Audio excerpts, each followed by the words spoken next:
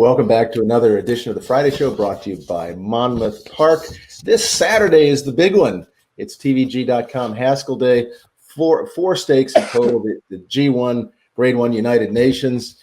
400,000 are guaranteed pick 4 races 9 to 12. 100,000 guaranteed pick 5. You got the 200 estimated win early pick 5 races 1 to 5. A really good field in the Haskell. Mandaloon, the runner-up in the Derby, Midnight Bourbon, and Hot Rod Charlie all in there. We're really pleased. Joe Nevills and I are pleased to be joined by Jersey Joe Bravo, who is no longer in Jersey, but I don't think anybody knows Monmouth Park better than Joe Bravo. And Joe, welcome to the Friday Show. Great always to talk to you, Ray. Joe, I love your show. Thanks. So let's talk first of all. Why are you sitting in Del Mar, California today rather than Oceanport, New Jersey? Well, I don't think there's much more I have to say other than to the press. And it's kind of really put a twist on horse racing. You're asking us to go out there and compete in a sport without no encouragement, really. So it really kind of shows what horse is not the best horse. It shows what horse is the most willing. I really haven't rode any races underneath these conditions because, there's a safety factor in it, but there's a lot of factors. There's a lot of people who invest a lot of money in the game to see their horse try to get the most out of it. And I don't think we've seen a pattern of horses that go wire to wire and they think it's going to be a merry-go-round. You do have horses coming from out of it.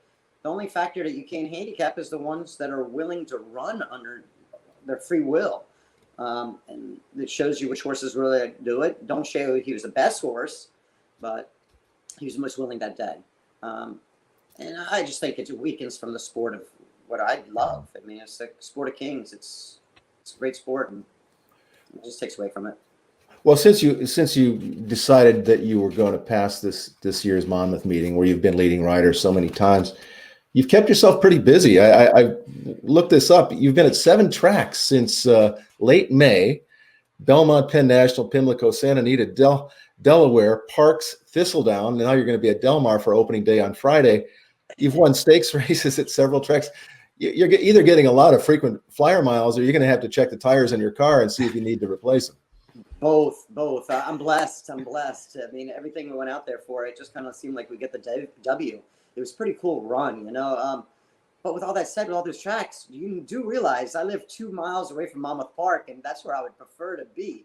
But with under these conditions of me not riding there, I had to travel all those tracks. So like a 2-hour drive was minimal. Yeah. So when Matt Nakatani came up with the idea of coming out to California, and I'm like, 2 miles to the track instead of 2 hours to the track? Yeah, put me in, coach. I'm in.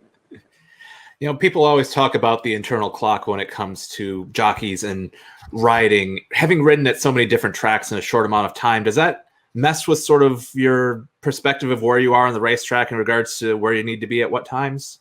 Oh, no, you got to do your homework. I mean, it's going into any office or anything. You do your homework. And the good thing about the racetrack, it's like a big family. I don't care what racetrack I walk into in America. Those jocks are family to me. You're going to have friends and you pick their brain of what's going on, what type of track it is, and little things like that.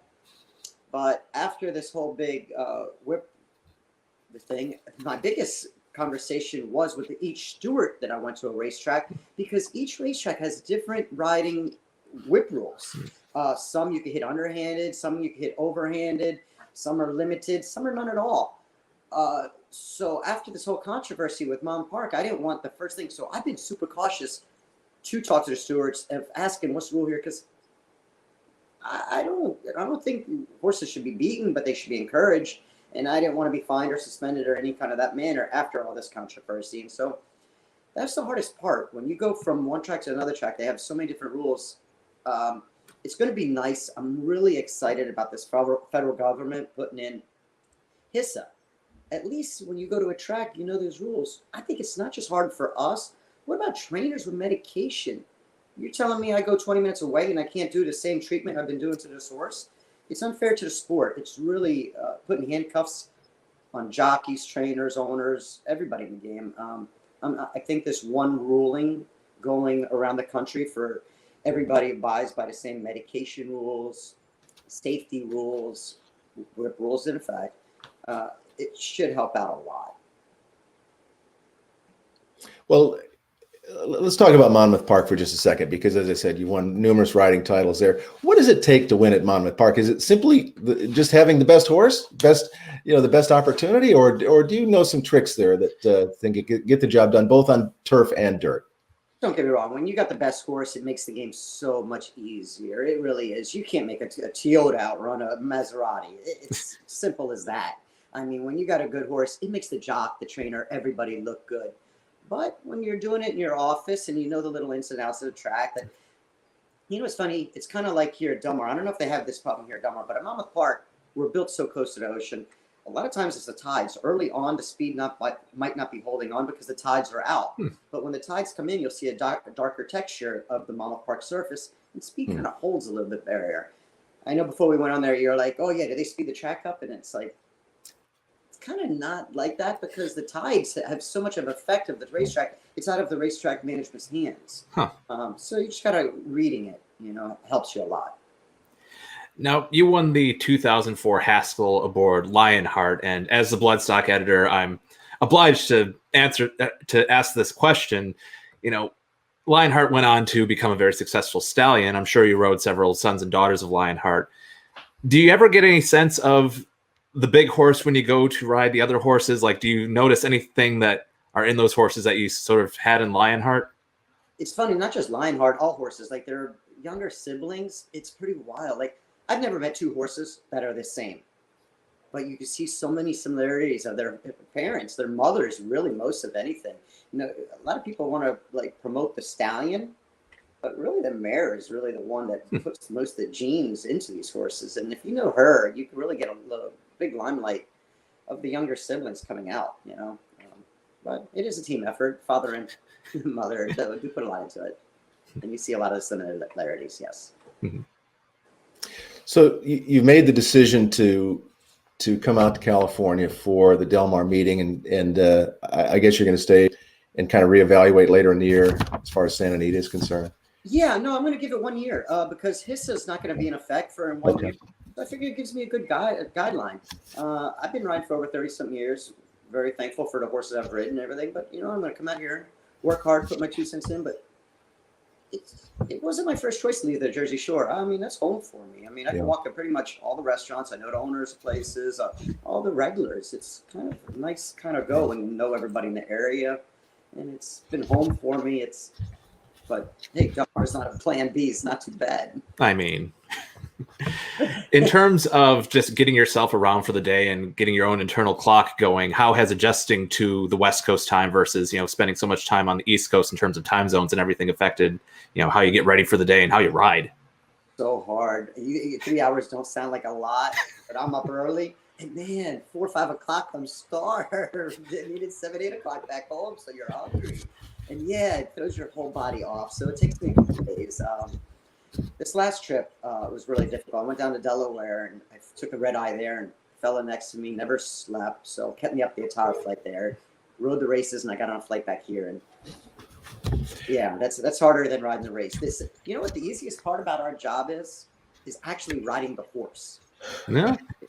The actual race itself is the easiest part, hands down. The hardest part is explaining to the connections why their 1 to 5 shot $1 million baby just got beat by 10 lengths, and just, the traveling to get there and the connections and going to the race. A lot of it's the setup of the race, getting the horses to develop to those stake horses. I mean, that's the hard part, seeing where the ball's going. And that's the tricky part and the fun part. Well, so for Friday's opening day card, it looks like your agent, Matt Nakatani, got you on 6 mounts, including what could be the favorite in the Oceanside Stakes, Dream Shake, for Peter Urton. You're also going to be riding for John Sadler, Richard Baltus, Hall of Famer Neil Drysdale, Peter Miller. So you've it looks like you're hitting the ground running out in California. I take my hat off to Matt Nakatani. He's the one who set this early up. Them are his people. Them are his connections. Them are people, I've rode for in the past, but I'm not familiarized with him as much as he is, and he put me right in there. And I'm excited about opening day tomorrow. I had to come out, and I breezed the filly for Oceanside. I'm sorry. He's never been on the turf. I breezed him on the dirt at Santa Anita, and I can handle it. He's bred for it. So you never know. It's 14 horses, a flat mile. It's going to be that's a tricky race. Yeah. Turf racing, you have to ride with your eyes open. Positioning could cost you and win you a lot of races. Obviously, you're a proven commodity on the East Coast, but when you move West Coast and, take your tack there permanently, was there much selling of yourself by yourself and your agent to the trainers, to the connections, say, put me on your horses? Or was it pretty simple, like, okay, this is Joe Bravo, we can trust Joe Bravo to ride our horse? Can I let you know after the meet? Fair enough.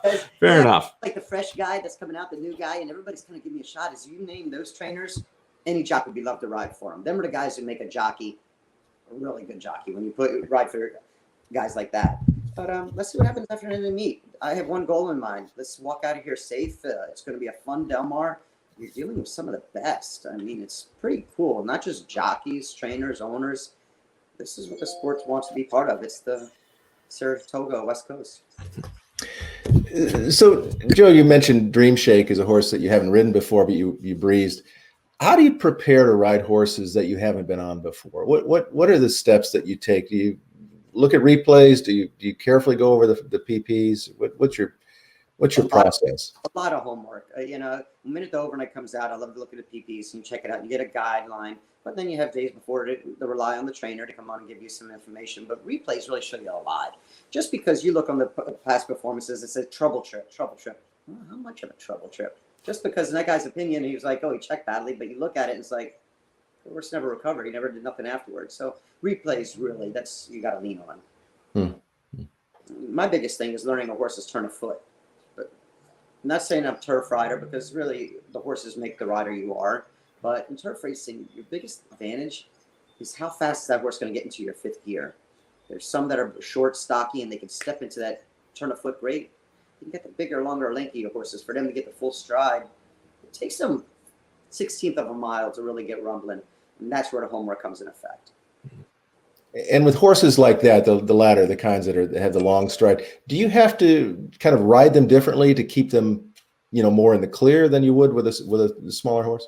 By far, a smaller horse, you can sit there in the pocket and make up a length in a second. Yeah. I mean, then a bigger, long, lankier horse, you do that, you're just never going to get through the hole. And they're like, oh, you didn't make it. Well, yeah, I still had a lot of room horse left, but it's going to take me 100 yards to get rolling. The time that horse was able to do it in 3 jumps. But that's knowing your horse. That's where the homework comes in effect. And try to get the most out of each animal. We wish you a safe meeting and a successful meeting. Joe Bravo, thank you so much for joining us this week on the Friday show. And we're gonna be right back after we take a look at this week's Woodbine Star of the Week.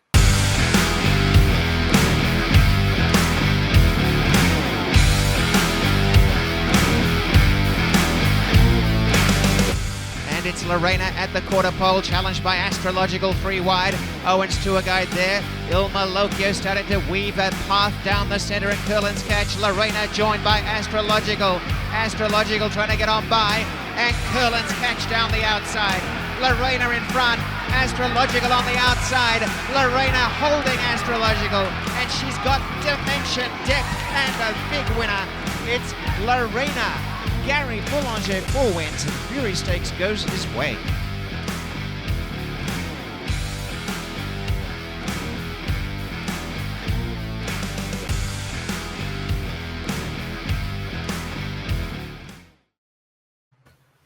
As you can see, our Woodbine Star of the Week is Lorena, winner of the Fury Stakes at Woodbine on July 10th. This is a 3-year-old filly whose stock is rising very fast, unbeaten in 3 career starts. And check this out, broke her maiden last year by 7.5 lengths. Started up again this year with a 3-length optional claiming win in June up at Woodbine, then won the Fury by 3/4 of a length. And it's been the same story every time. Get to the front and go get your picture taken. I think this one's going to be getting a lot of pictures taken in the future. Not quite that easy. Get to the front, get your picture taken. She had, in her first race this year, she was actually headed at the top of the stretch, came back on and won. And in this race, she had a couple of really strong challengers down the stretch, and she fought them off. So she's got speed, and she's pretty game as well. She really showed a lot in both of her races this year. And the only question I have looking down the road to the Woodbine Oaks for Canadian breds is, can she stretch out and get the job done around 2 turns? That's a good question. This one has done it around 1 turn so far, but with that kind of fight, you never know. Now, this is a daughter of Super Speedy, who stands at TC Westmeath Stud Farm in Mulmer, Ontario, and this stallion's been a real force up there.